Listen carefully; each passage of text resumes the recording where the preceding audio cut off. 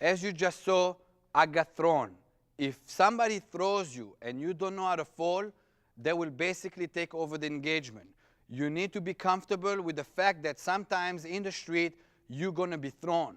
If you fall the wrong way or you fear going with it, you might be damaged on the landing. If you get damaged on the landing, that fight is over. They will be programmed in stages to teach you how to properly fall. In martial arts, in combative training, still there are a lot of people who are fearing being thrown. They are fearing being thrown because they don't know how to fall yet.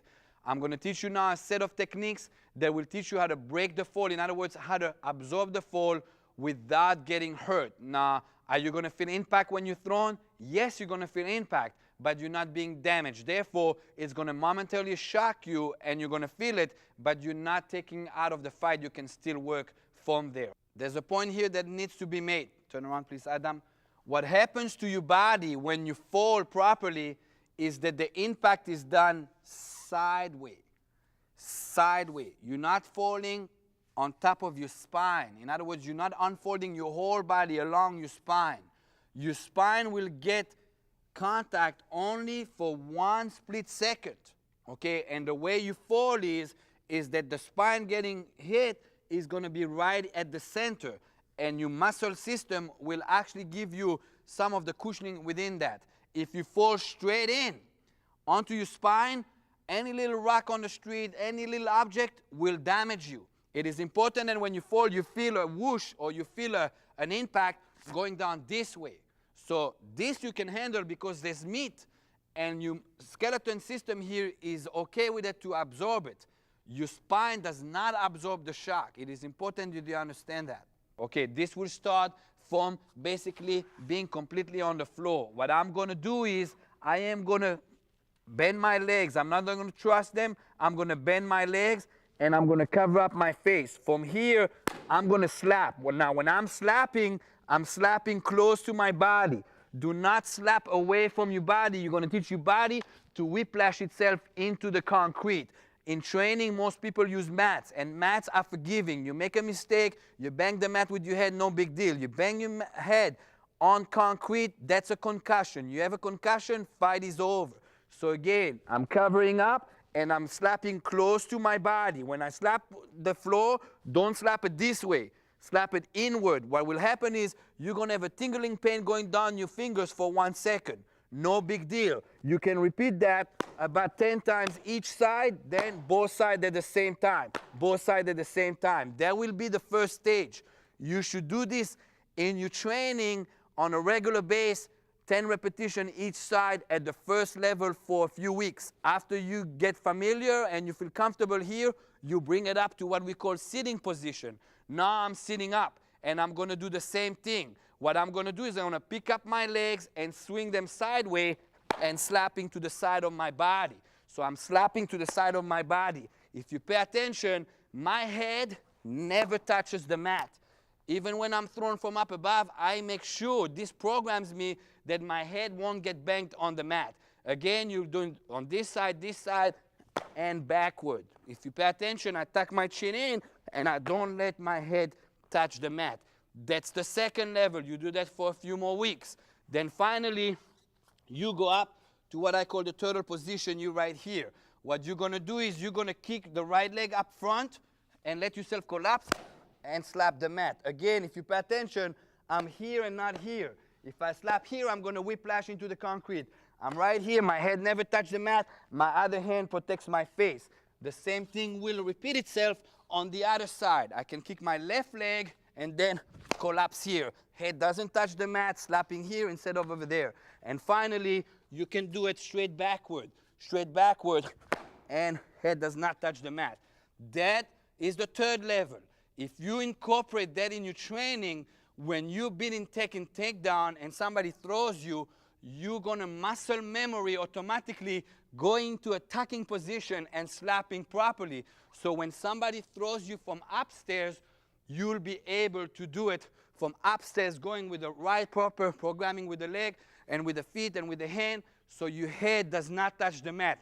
The problem with the head hitting the mat is that in the street, you got a concussion. You got a concussion in the street, game is over. Okay, now we're going to deal with falling forward. Falling forward will have two stages, actual falling and rolling forward. Okay, this brings us again by stages. You're going to start the training from a kneeling position. What you're going to do is you're going to end up throwing yourself forward. Now, it is very important here that you don't reach out with your hand like a push-up, because originally you're falling from upstairs, and if you do so, your forearms will break out this way, and it's important you do not so. If it's military-wise and you got equipment on you, you're not only taking the fall of your weight, you're taking the weight of all the equipment as well. It's definitely going to damage you. So what we do is we absorb it on the inside of the forearms, the inside of the forearms. Now, what will be done is that I'm going to actually turn into my fall, and the more point of impact I have to fall on, the more it can control and support my weight. If I go this way, all my weight is going to be on too small portion of my body, and that's why something's going to give. Either your wrist is going to break, or either your forearms are going to get completely dislocated. So I'm going this way. What I'm going to do is I'm coming in, and at the end, I'm turning it. Do not fall this way, because then the impact will be on the elbow and you're going to have like an electricity shock. I'm turning it at the last moment, kind of like absorbing myself into the mat. So I'm here, I'm protecting my face, falling forward, and the last moment, I'm falling here. Now, it's important when you're falling to either turn this way or either this way. Don't fall straight up, because if the weight collapses, you're going to break your nose on the floor. So I'm going to choose either way where to turn. I'm coming here, turn here. From here, I'm okay. When you can do this good from this position, you bring it up here. Now, a lot of students are afraid to do that because of confidence-wise. But if you do level 1 for a long period of time, you can go slow.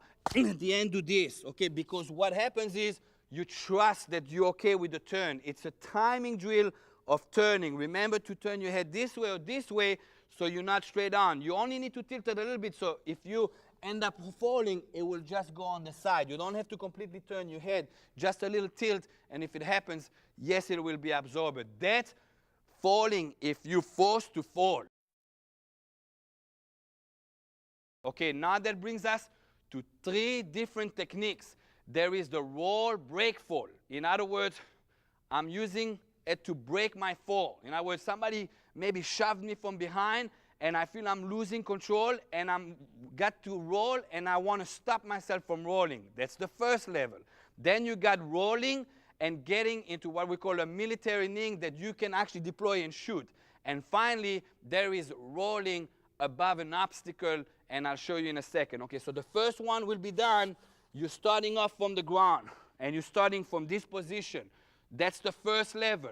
What you're going to do is you're going to put your hands on the floor this way, like fingers to finger, and you're going to point with your elbow where you're going to roll.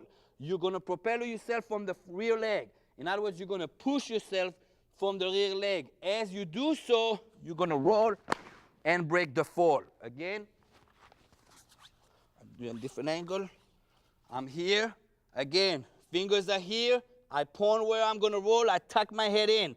I'm going to propel myself from the rear, and I'm pushing. As I'm pushing, if you pay attention, my body connects with the floor, again, diagonal across my back, so I don't go flat on my back. As I'm here, I roll, and I break the fall right here. Again, I didn't go here, so I whiplash. I go right here, protecting my face right here. All right, that's the first level, which is breaking the fall. Then you have going into a deployment roll. In other words, you ended up rolling, and you want to deploy. I'm coming here, from here, and I'm back right here. From here, I can deploy a gun, can deploy an assault rifle, or can simply get up. So again, I can do it right here. From here, I got push, I'm losing my balance, I roll, but I want to deploy. In other words, a weapon. From here, I'll come here, and I'm back here into deployment. Finally, you got what I call the obstacle roll. Okay, somebody shoved you from back, and they really shoved you, and you are going to roll. All of a sudden, there is an object on the floor that if you roll on it, it's going to incapacitate you, or it's going to damage you, short-circuit you, and you saw it. Now, you have to have the ability to propel yourself above that object as you roll. Now, this is going to take a lot of training, and you're going to have to develop that. In other words, if I put my knife as an object here, and I got pushed, and I went into a roll, and this was an object that will basically incapacitate me. In the army, it's basically a mine. Maybe I saw there's a mine, and I'm going to have to propel myself above that mine. Again, as I'm coming down, what I'm going to do, instead of rolling on top of it, I'm going to anchor myself with my elbow. I'm going to anchor myself with my elbow and propel me above it. And from there, I completely avoided it. In other words, instead of me coming here and go, oh, whoa, and boom, I'm done, I'm going to have the ability to put my elbow on and go and come above and never touch it. That requires more skill. You're going to have to train more, but that's the level of falling forward, rolling, break the fall, and also deploy a weapon from rolling into a ning and going above it.